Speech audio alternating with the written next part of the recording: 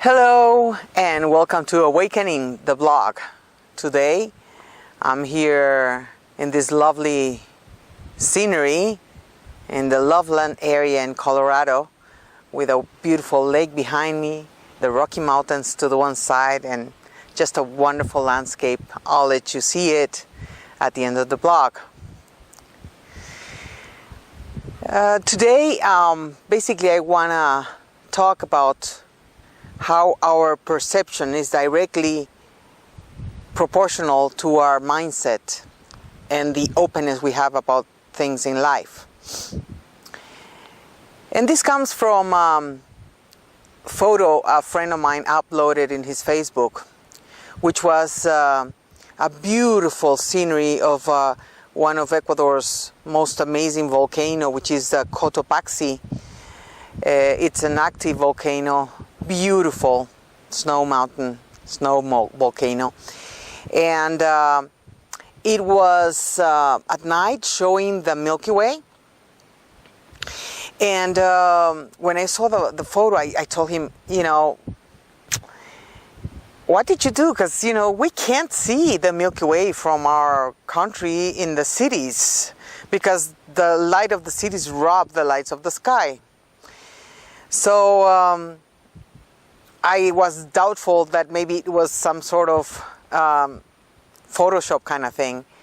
And then I made a comment. I said, well, how'd you do this? Is it possible? And he said, of course, this is a real photo. It's just that we don't see it because our perception and our eyes are not adjusted to the truth of what's going on the cosmos, because the lights of the city really take away all that we can see from the sky. And then I asked him how long it took him to take that photo, and he said, well, it took me 30 seconds to take that shot, but it took me hours to find the place to take that shot. And it's really an amazing photo. Maybe I'm able to share it with you, hopefully. We'll see if I'm able to find that photo and share it here with you. And so I started thinking and saying, oh, it's amazing how we have such a limited perception of things, how our eyes can see so much and at the same time so little. And yes, we can see very much of the physical world, but we are not able to see beyond that with our physical eyes. Not until we are able to vibrate or resonate at a higher dimensional level, and we are able to see things that with our eyes, at the present level of the majority of people, we can't see. And so it was amazing to consider all the things that we don't see and that we disregard they are real or true just because we don't see them. And yet, as you will see with this photo, hopefully, those stars and the Milky Way, it's right there. It's amazing, it's there. Obviously, in other places in the world, you can probably see in a clearer way, especially if you're away from the city lights. But in spite of the city lights, it's still there. And our sense of reality and our perception of things have to do a lot of how we respond to the things that we see with our eyes. Because from our human perspective, we need to make sense of things. The rational mind needs to understand things in order to make sense. And our mindset can only see what it has prepared itself to see. If we have not seen something and we have not learned about that something, it is most likely that we don't see it or it skips our eye. And it is not until we are introduced to that something that we are able to realize its existence. So this is quite interesting as to the need we have to start perceiving those things that are part of our truthful reality that are not in the physical dimension, but that they are in the energy world and they are part of us, and that they are interacting with us without us being aware of that. And this is really, really interesting and amazing if we start considering the fact that we don't need to see things to believe that they exist. And I'm not talking about faith or any sort of religious thing. I'm just saying that our eyes are limited into all that they can see from the realms that we are not adapted yet to see. That doesn't mean that they don't exist.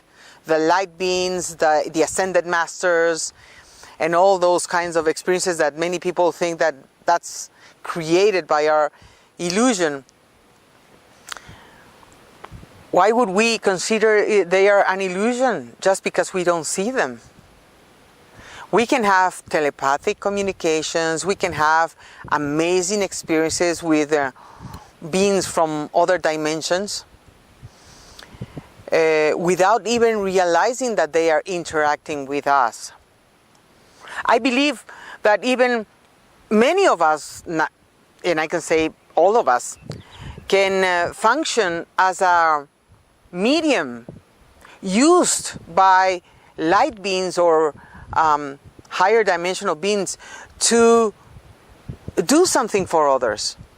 And I will share this experience. One time I had a bicycle of my roommate in my car, and I parked the car to go to my acupuncturist in a city that's in Quito, Ecuador, where it's not too safe actually, and people are always a little hesitant, and with the years it's been worse. But that time when this happened, it was relatively a little safer to just park with a with a bicycle inside the car.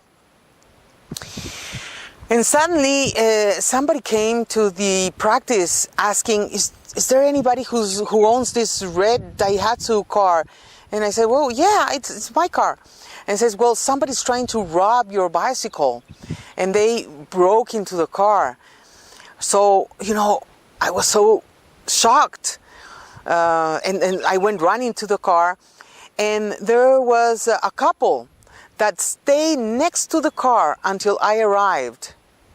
Something that you don't see that happening in cities regularly. And they just said to me, we wanted you to get here because the thieves were coming and going around, and so we just stayed for like 20 minutes next to your car until you arrived, because we didn't want them to rob that bicycle. And I just turned around to say thank you, and they were gone. Like, who were these people? Where did they come from? What happened? They were gone. I didn't even get to see very clearly how they looked. They just disappeared. And yes, they were human beings. I'm sure that some celestial being, and I'm not saying by this that they don't have by themselves a wonderful heart and they want it from their own nature to do that. I'm just saying that many times when things happen through us to help others, we are being moved not only by our principles and our resonance, but by higher powers that help us do a lot of things that we wouldn't normally do. And so there's an amazing interaction, and please bear with me with this ensemble of my voice and the wind, because it's pretty windy over here. So there's a lot of things that happen, and we just need to be open, because we are a means by which a lot of the wonderful things in nature and in life happen. And when we own something that, oh, I did it, then we are losing the value of the experience and the value of helping somebody else, or getting help from somebody else. So it is quite magical, and it is actually, we consider it magical because we just don't understand yet many of those levels of interactions we have with other beings. For instance, even with the animal world, and you can realize how much we interact with the animals and how they can bring us so much information. Another experience I'd like to share is that when I was in college here in Colorado, but in South, in Fort Lewis College, one day, it was the first time it ever happened to me. I left my apartment to go across the street to Circle K or something like that to buy a granola bar. And as I went out to cross the street, a blackbird came and sort of attacked me. He grabbed my head and tried to pull my hair, and I go, oh my God, what's going on? Why would a bird do that to me? I haven't done anything to the bird. Gosh, this is awkward. So I didn't pay attention the first time. So I went into the Circle K, I bought the granola bar, came out peacefully, wanting to eat my granola bar, and as I crossed the street, the bird did the same again. The second time, I said, oh my God, something's going on. Something's going on. I better call home. So as I went into my apartment, I called home, and indeed, a very close friend of the family had died. And that time I was, I don't know, 17, 18 maybe, between 18 and 19 probably. I started to understand how the animal world is reacting to our subconscious vibrations. I was probably connected to the suffering of the family when this very close friend died. And probably my aura was carrying that information, but I was unaware of it, and the bird came and did that, and so I realized that something was happening, and I needed to do something about it because I was unaware of my own connection to my subconscious information. And like that, I've had so many experiences, and I've shared in the Twin Flame story a lot of the experiences I've had with turtle doves and how they have appeared in certain moments. Synchronicity, coincidence, however you want to call it, but it happens right at that moment. So there's something going on. Yes, we are all totally connected. We have heard that we are all one. Yes, but we are aware of that idea. We don't live with that idea in every pore, in every atom of our existence, because we need to work with our inner process and consciousness to get to that level of awareness, to get to that level of consciousness, to realize that we actually are all connected, that we are all one. It's just that when we come to this dimension, we come with this separateness and individuality that we need to experience to grow into the higher awareness of unity and wholeness. So what we can do with the understanding of our perception is just to realize that what we perceive is just a reflection of our level of awareness that we've reached. Therefore, all the things that happen to us, that we attract into our life, because we are like a magnet vibrating certain frequencies, that we attract good and not so good things to our lives, they are a reflection of our awareness and of what we are not aware of. Because sometimes we can attract not very nice experiences with somebody, but they come as an opportunity to realize how much we've worked, how much we've walked through, and according to how we are affected by those experiences, we can realize that, you know, we are walking and we are growing. So be mindful that, you know, those experiences that we attract in our lives are a reflection of our level of awareness, and how we react to them is directly related to our perception of life according to our conditioning and the work we've done to break free from that conditioning and open up to the infinite world where mind is formless and is unlimited. It's part of a totality. Okay, well, thank you so much for the time you've given to this video. I hope it has given you something to think about, and you can consider through your own path and see if this matches with your own developing perception or not. You can please leave your comments directly in the blog. It'll be easier for me to answer when you write your comments or questions directly in the blog, which is awakening.goipass.com, and you go into the link of the blog and find out where it is. And you can also follow us in our YouTube channel here. It's a bilingual channel in Spanish and English. So sometimes I will do videos in English, sometimes in Spanish. And we have many interviews in English, many interviews in Spanish. Also, we have our Facebook, which is awakening.goipass.com. And if you read and understand Spanish, you're welcome to visit our blog in Spanish as well.